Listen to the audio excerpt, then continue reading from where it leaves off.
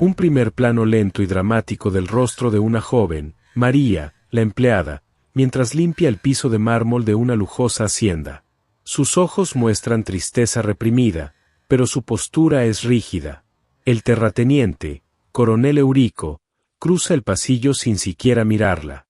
Imaginen vivir en las sombras, ser invisible para el mundo, pero cargar con un secreto que podría incendiar la vida de todos los que les rodean.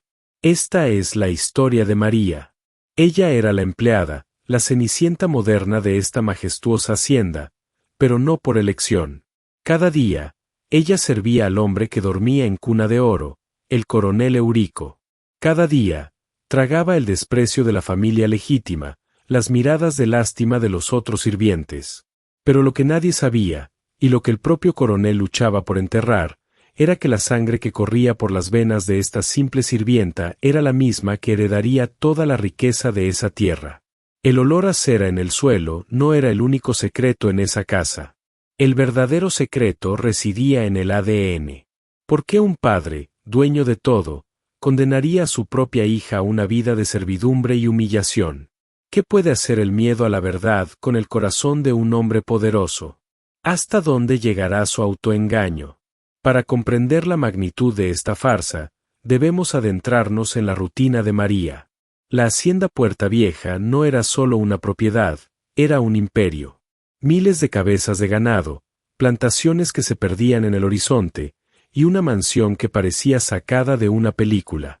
Y en el centro de todo, la corte del coronel Eurico, la esposa, doña Beatriz, y los dos hijos legítimos, el arrogante heredero, Marcelo, y la superficial Patricia. María, la empleada, era la sombra perfecta. Era diligente, silenciosa, casi invisible. Pero el diablo vive en los detalles, y es ahí donde reside nuestra historia.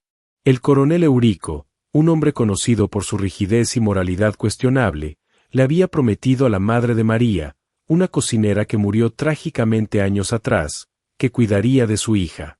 Cuidar, para Eurico, significaba darle un techo y comida, pero negarle el apellido y la verdad.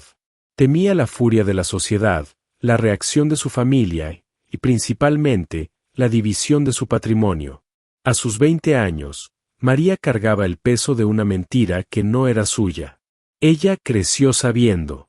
Su madre, en su lecho de muerte, le susurró la verdad. Ella vio en los ojos esquivos de Eurico la confirmación. Y esa verdad la torturaba. ¿Cómo era posible?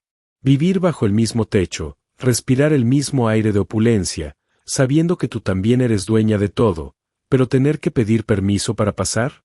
La humillación no provenía solo de la familia. Marcelo, el hijo, se encargaba de tratarla con un desdén cruel. El hijo le recordaba constantemente que debía recordar su lugar con una sonrisa fría. Patricia, la hija, era una experta en exigencias caprichosas, tratando a la empleada como un juguete desechable. ¿Y doña Beatriz? La matriarca sentía una molestia instintiva con María. Una belleza discreta, una inteligencia que no esperaba ver en una sirvienta. El miedo inconsciente de que esa chica sencilla pudiera, de alguna manera, amenazar su estatus de poder y control en el hogar. El romance prohibido entre el joven y ambicioso Eurico y la hermosa cocinera fue un secreto a voces en la hacienda hace más de 2 décadas. Un amor de verano, decían algunos. Un error de una noche, proclamaba Eurico. Pero de ese error nació María. Cuando la cocinera, ya enferma, regresó a la hacienda, no pedía riqueza. Pedía solo que el padre reconociera a su hija. Eurico hizo un acuerdo perverso. La niña se quedaría, pero el estatus de empleada sería su tapadera, su castigo por ser el fruto de un fallo moral. La vida en la hacienda era una jaula de oro para María, donde cada gesto de humildad era en realidad un acto de resistencia silenciosa. Ella limpiaba el polvo de las joyas que por derecho de nacimiento podrían ser suyas.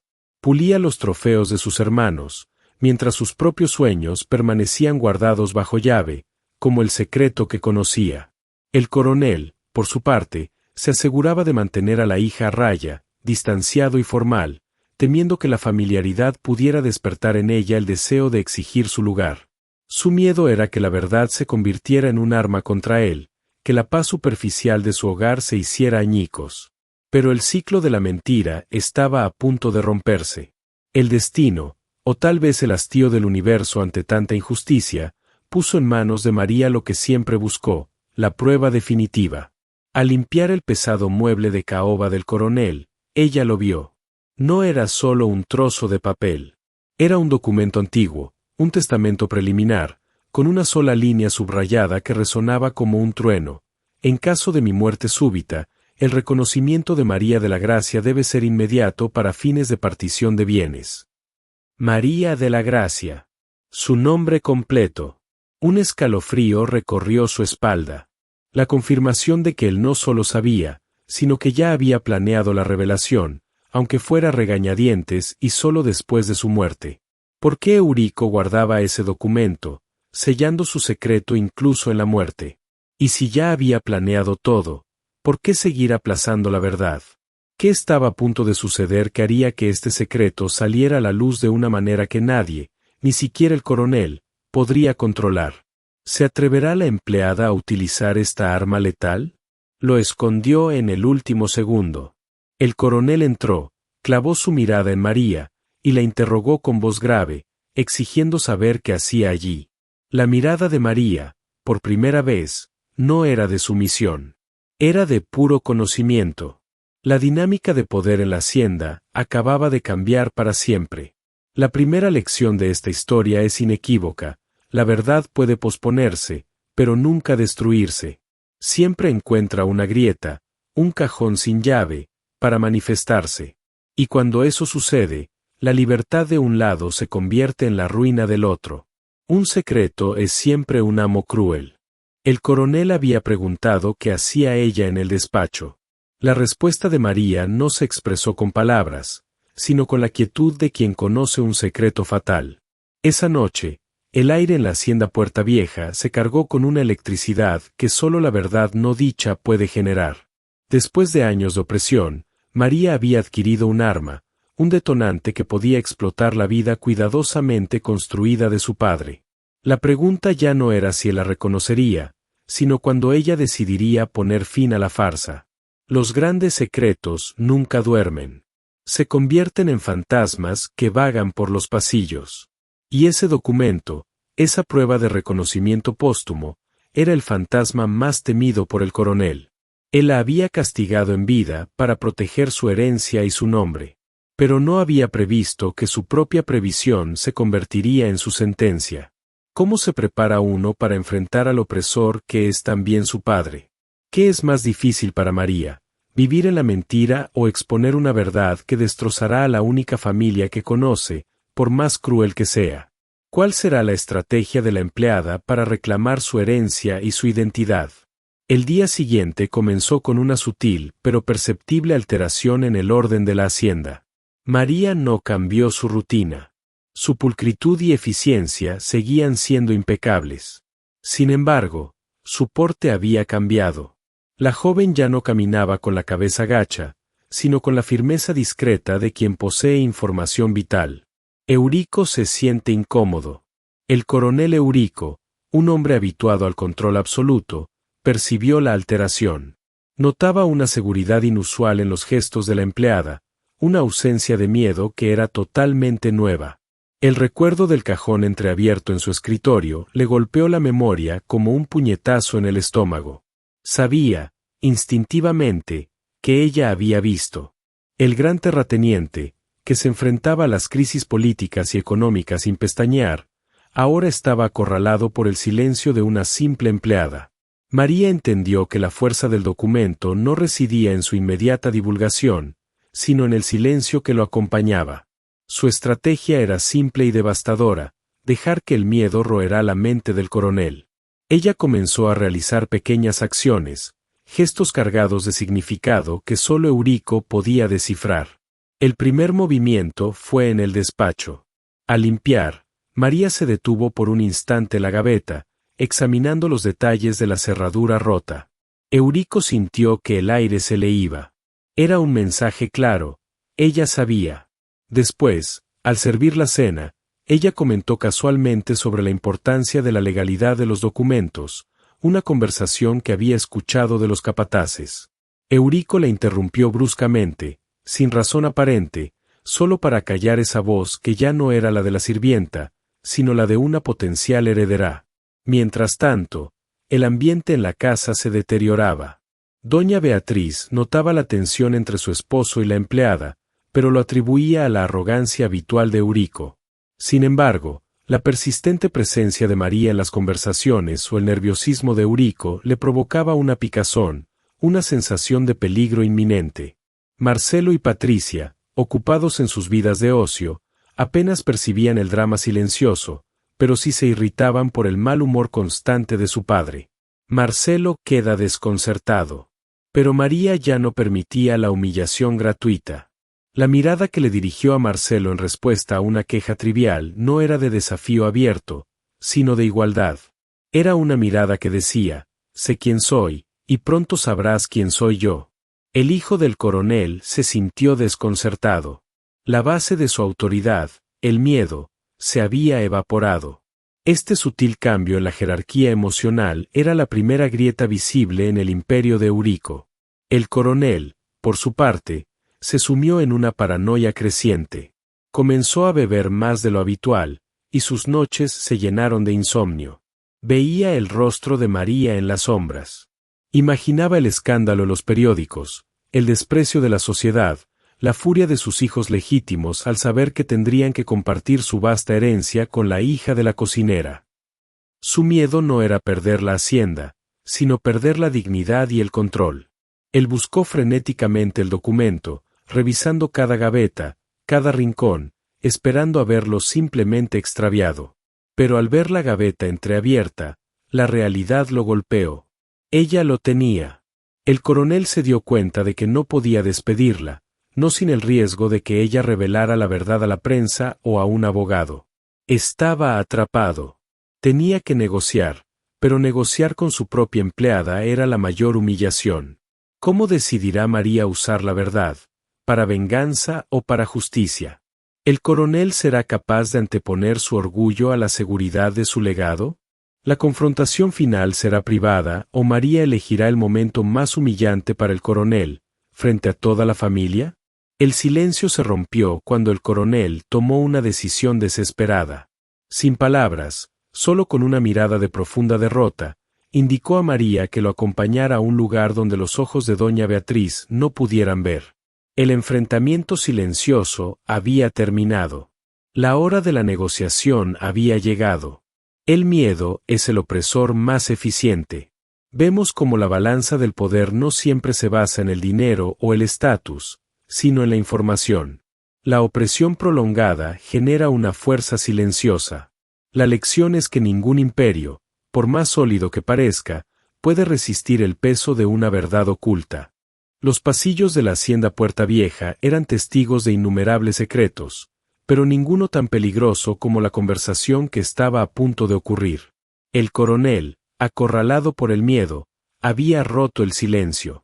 Había invitado a María, la empleada, al único espacio donde su poder se sentía seguro, pero donde su secreto era más vulnerable.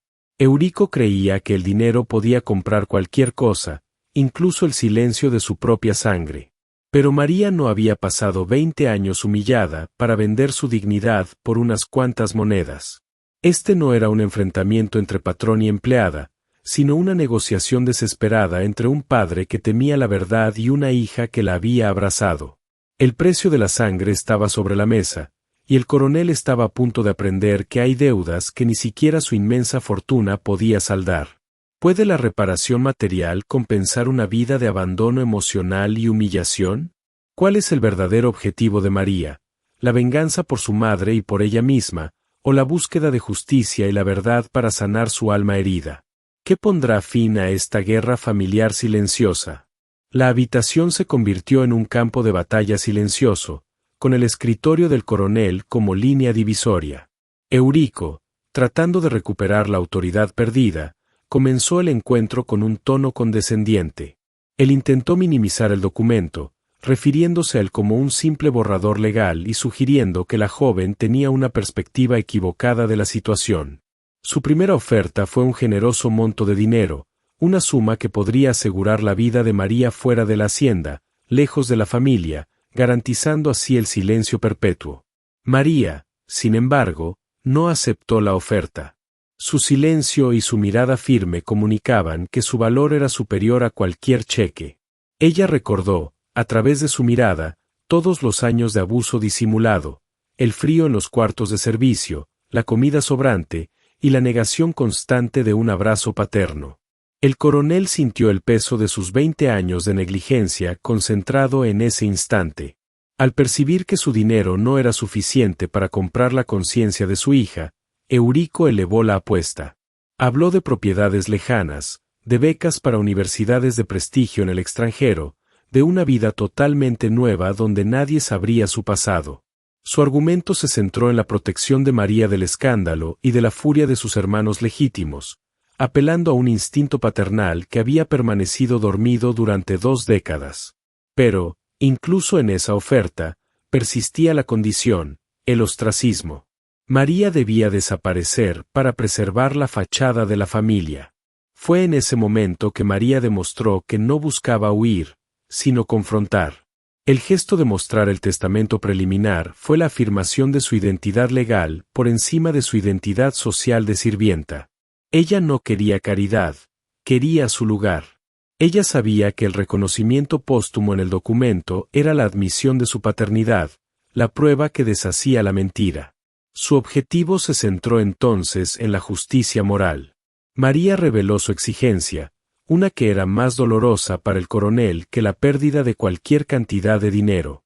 Ella no pidió la mitad de la hacienda de inmediato, ni pidió el castigo público. Pidió ser reconocida, sí, pero su exigencia inmediata era que el coronel la tratara como su hija en la intimidad, que le diera la oportunidad de vivir en la casa con el estatus de sobrina o pariente lejana, sin el uniforme de empleada, mientras organizaban los trámites legales. Pero, sobre todo, exigió algo que el dinero no podía comprar: un acto de reconocimiento paternal público y genuino, sin humillación, en presencia de sus hermanos. El coronel se derrumbó. Esta petición lo obligaba a enfrentar la verdad no solo en la privacidad, sino ante su esposa y sus hijos, las personas que la había protegido con esa misma mentira. Era la aceptación pública de su error, el desmantelamiento de su orgullo. Su lucha era inútil. María no quería su oro, quería su nombre y el final del desprecio. Eurico, al final, cedió ante el poder ineludible de la verdad. El coronel aceptó. Pero, ¿hasta qué punto su promesa de reconocimiento será sincera? ¿Cómo reaccionará doña Beatriz, la matriarca, al ver a la empleada sentada en la mesa familiar con un nuevo estatus? El coronel le había dado un gesto de asentimiento final. La negociación terminó.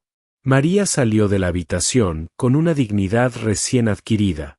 Su primer acto de libertad fue quitarse el uniforme de empleada. El día siguiente marcaría su debut en la vida, y el principio del fin para la familia legítima de la hacienda. Esta confrontación nos enseña que la verdadera riqueza no reside en las posesiones, sino en la verdadera identidad y la dignidad. El castigo más grande para el opresor es ser obligado a enfrentar la verdad que intentó negar. María no eligió la venganza, sino la restauración de su ser. La cena en la hacienda Puerta Vieja no solo había terminado, sino que había estallado en pedazos. El documento de la verdad, la confesión manuscrita del coronel Eurico, yacía entre las migas de pan y el vino derramado. María era la heredera. La noticia, más que un secreto revelado, era un golpe de estado emocional y financiero que resonaba en las paredes de mármol. El coronel Eurico, derrumbado y súbitamente envejecido, miraba a la hija que había negado durante más de 20 años y a la familia que, en ese instante preciso, lo abandonaba a su propia miseria moral. El miedo paralizante que lo había consumido durante décadas fue sustituido en sus adversarios por una furia fría y estratégica. Doña Beatriz y sus hijos, Patricia y Marcelo, no se retiraron al salón principal para llorar la traición, se retiraron para trazar la venganza. Para ellos, María no era la hija bastarda que clamaba por justicia, Era la plaga enviada a robar el destino que les era de derecho divino. Esa noche, se definía quién viviría en el lujo de Puerta Vieja y quién sería desterrado a la oscuridad de la pobreza y el oprobio social. El desenlace, inevitable y trágico, estaba ahora escrito no solo en el testamento, sino en las intenciones letales de una familia unida por el odio. En el centro del salón, bajo el brillo opaco de un viejo candelabro, la matriarca, doña Beatriz, no permitió el desespero. Su furia era gélida, una ventisca controlada, despojada de histeria. Como una general en tiempos de guerra, instruyó a sus hijos con una claridad despiadada. Dejen de lamentarse. El coronel es un viejo débil, pero su papel es solo un papel. No perderemos Puerta Vieja por una crisis de conciencia de un hombre cobarde, siseó, con la voz baja y cortante, más peligrosa que cualquier grito. Hemos esperado esto por años. Patricia, Marcelo. No será una criada, con un apellido dudoso, quien nos arrebate lo que es nuestro por sangre y por derecho. El plan era simple, brutal y eficiente: desacreditar el documento. Alegarían que el coronel había sido manipulado por María en un momento de debilidad mental o senil, inducido a firmar bajo presión emocional. Iban a ir más lejos. La acusarían formalmente de robo, de invasión de propiedad y de intentar arrebatar la herencia por medios ilícitos y de chantaje. Para ello, Patricia y Marcelo deberían moverse inmediatamente, buscando a los abogados más inescrupulosos del país, aquellos que sabían transformar la justicia en una farsa bien ensayada y costosa. Mientras tanto, Beatriz se encargaría de la opinión pública. Utilizaría su vasta influencia en la alta sociedad para presentar a María no como una víctima, sino como una oportunista sin escrúpulos, una exsirvienta ingrata que intentaba destruir a la honorable familia Puerta Vieja. La narrativa sería meticulosamente construida. María era una golpista, una trepadora social, y la honra de la familia debía ser defendida a capa y espada. Patricia, usted contactará al doctor Fonseca. Marcelo, asegúrese de que la prensa sepa que esta es una desafortunada calumnia de una empleada despechada, ordenó Beatriz, clavando sus ojos helados en cada uno. Que el mundo crea que defendemos la memoria del coronel de la difamación. Los tres se movieron con la precisión de depredadores hambrientos, sintiendo que el suelo bajo sus pies se tambaleaba. La hacienda, su mundo, su identidad, estaba siendo amenazada por la verdad. La conspiración se selló con un apretón de manos frío, un pacto de sangre motivado por el dinero y el orgullo. En el silencio fúnebre del comedor, el coronel Eurico sintió las vibraciones de la guerra que se articulaba en la sala principal. Los fragmentos de la conspiración lo alcanzaron: manipulación, fraude, expulsar a la bastarda. Sintió un terror diferente, nuevo, que no era por sí mismo, sino por la inocencia de María. Se dio cuenta, con una claridad dolorosa y tardía, de que al intentar protegerse de la vergüenza de su adulterio y su cobardía, había arrojado a su propia hija a la boca de los lobos más feroces, su esposa y sus hijos legítimos. Él había provocado la guerra que tanto había temido toda su vida. No, no puedo permitirlo, susurró, la voz quebrada. Eurico se levantó de la pesada silla, su cuerpo temblando, pero impulsado por una chispa de coraje, la última pizca de decencia alimentada por la culpa que lo ahogaba. Iba a confrontar a Beatriz, a exigir que se detuvieran, que aceptaran la verdad, por pequeña que fuera la parte de María en la herencia. Este sería su último acto. Pero doña Beatriz había anticipado su desesperación. Lo interceptó en el pasillo, un estrecho espacio de sombras y verdades no dichas. La confrontación final de la pareja fue silenciosa, pero más demoledora que cualquier grito. Ella no le gritó. Solo lo miró fijamente con esos ojos duros y fríos, y susurró, con la voz más baja y venenosa que un veneno lento: Eurico, eres un tonto, pero no un suicida. Yo soy la guardiana de todos tus secretos, no solo de aquella niña. No se refería solo a su traición con la madre de María. Invocó el miedo que lo mantenía prisionero desde hacía años: las transacciones financieras oscuras. Ella le recordó los vastos esquemas de evasión fiscal, los sobornos a jueces y políticos, la suciedad que mantenía a flote la fachada de Puerta Vieja. Si me destruyes, Eurico, te hundes conmigo. No solo en la vergüenza, sino en la cárcel. Piensa en tu nombre, en el título, en la ruina total. ¿Crees que te dejaré hundirnos sin arrastrarte a ti, a tus otros hijos, a todo lo que has construido? Su voz era un bisturí afilado. El testamento de esa empleada te causará un escándalo. Mis abogados te meterán en prisión por fraude fiscal. La amenaza surtió un efecto inmediato y paralizante. El coronel se detuvo en el pasillo, con el rostro pálido y sudoroso. Su último acto de redención, su grito de súplica por su hija, fue ahogado por el miedo a la cárcel y a la desgracia financiera total. Era un hombre corrupto, y la corrupción era la cadena más fuerte que lo ataba. Se batió en retirada, una figura patética, consumido por su cobardía. María, al presenciar la escena desde la penumbra, lo entendió todo. El coronel no era solo un cobarde, era un hombre moralmente quebrado, un títere atrapado en su propia red de mentiras y crímenes. La batalla de ella no era contra el simple desprecio social, sino contra la podredumbre moral que se extendía por toda la familia Puerta Vieja. La pena y la lástima que sentía por Eurico se desvanecieron por completo, reemplazadas por una convicción inquebrantable. Si iba a luchar, lo haría por la justicia total, por la verdad completa, y no solo por un apellido o una porción de la hacienda. La victoria debía ser más que material, debía ser una limpieza moral.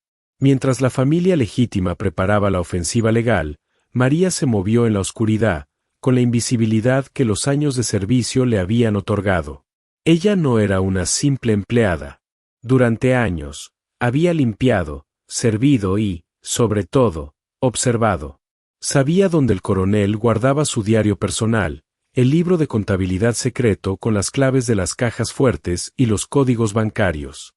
Más importante aún, ella sabía dónde escondía el verdadero testamento, el que prometía mucho más que una parte de la hacienda. Un documento escrito hace 20 años, en un momento de efímera decencia y culpa, antes de que su madre fuera expulsada. Un documento legalmente registrado que nombraba a la pequeña María como heredera universal de Puerta Vieja y de todos los bienes del coronel. Era una maniobra legal para protegerla de Beatriz, una maniobra que el coronel había olvidado o temido usar por el escándalo que desataría. María lo encontró en un compartimiento secreto detrás de una estantería de libros antiguos en la biblioteca.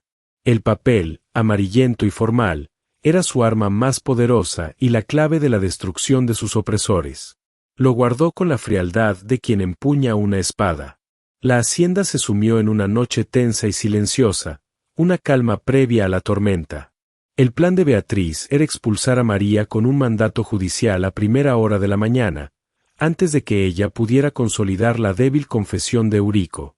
El plan de María era esperar, dejar que la familia se confiara en su propia maldad. La mañana siguiente, la luz del día expuso la crueldad de la familia. Marcelo y Patricia, actuando bajo la dirección implacable de Beatriz, intentaron expulsar a María de la casa por la fuerza, gritando, acusándola de ladrona de joyas y mentirosa. La llamaron bastarda y ratera. La humillación era pública, destinada a quebrarla.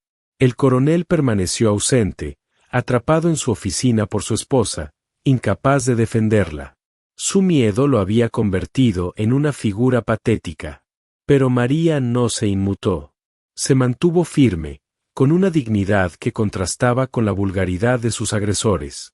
Cuando los abogados llegaron, acompañados de un oficial de justicia para el intento de desalojo, todos esperaban que María presentara la confesión de la noche anterior, lo que le daría una parte de la herencia y comenzaría una larga batalla legal. Pero María hizo su jugada maestra, el movimiento que nadie, ni Eurico, ni Beatriz, ni los abogados más caros, pudo prever. Ella no presentó la confesión de Eurico. Ella presentó el testamento antiguo, el documento legal que la nombraba propietaria total de la hacienda, las tierras y todos los bienes del coronel. Fue una jugada devastadora, la revelación final. El coronel Eurico, al ser informado del documento, una bomba legal que él creía enterrada para siempre, comprendió al instante. Su miedo y su corrupción habían provocado su ruina total y la de sus hijos legítimos. Él había intentado jugar con la verdad para evitar la vergüenza, y la verdad completa lo había aniquilado. El shock fue demasiado. La imagen de sus hijos desheredados, la visión de su esposa derrotada y su propia incapacidad para enfrentar la justicia por sus crímenes financieros lo aplastaron. El coronel Eurico se desplomó en el suelo de su biblioteca, víctima de un fulminante ataque al corazón. La muerte del coronel Eurico fue el punto final de la era de la mentira en Puerta Vieja. El juicio final había llegado no por las manos de un juez, sino por el peso de su propia conciencia y cobardía. Doña Beatriz y sus hijos, desheredados y sin el paraguas protector del coronel, se enfrentaron a la fría realidad. María era ahora la única dueña legítima. Los fraudes financieros del difunto, ahora sin la cobertura del jefe de familia, salieron a la luz pública. La ambición se había devorado a sí misma. Doña Beatriz fue despojada de sus lujos, Marcelo de su título y Patricia de su vida de ocio. Fueron obligados a abandonar Puerta Vieja en desgracia, enfrentando procesos judiciales por complicidad en los crímenes financieros del coronel. María, la hija bastarda que había servido la mesa, ahora se sentaba sola en la cabecera, dueña de un imperio que había ganado a un costo emocional inconmensurable. Su victoria no fue solo material, sino moral. Había roto el ciclo de la negación y el silencio. La justicia, en esta historia, no llegó vestida de bondad y perdón, sino con la fría mano de la ley y la verdad inmutable. María de la Gracia obtuvo su herencia, pero a cambio de la destrucción de la única familia, por disfuncional que fuera, que había conocido. Su victoria fue la prueba de que un imperio construido sobre el pecado y la negación está destinado a colapsar. La empleada se convirtió en terrateniente, pero aprendió la lección más difícil. El precio de la verdad a veces es la soledad, y el perdón es un lujo que no todos los héroes de telenovela pueden permitirse. Su futuro sería de trabajo y restauración, construyendo, por fin, una vida auténtica sobre las cenizas de la mentira. El drama había terminado, pero la verdadera vida apenas comenzaba. ¿Te ha conmovido el épico desenlace de María y la hacienda Puerta Vieja? ¿Crees que su victoria final fue justa, o la soledad es un precio demasiado alto? Déjanos tu opinión en los comentarios. Y si amas las historias de venganza, ambición y secretos familiares, no te quedes por fuera. Presiona el botón de me gusta y, lo más importante, haz clic en el botón de suscribirse y activa la campanita para no perderte ni un solo drama. Tenemos muchas más historias increíbles esperándote. Te esperamos en nuestro próximo video.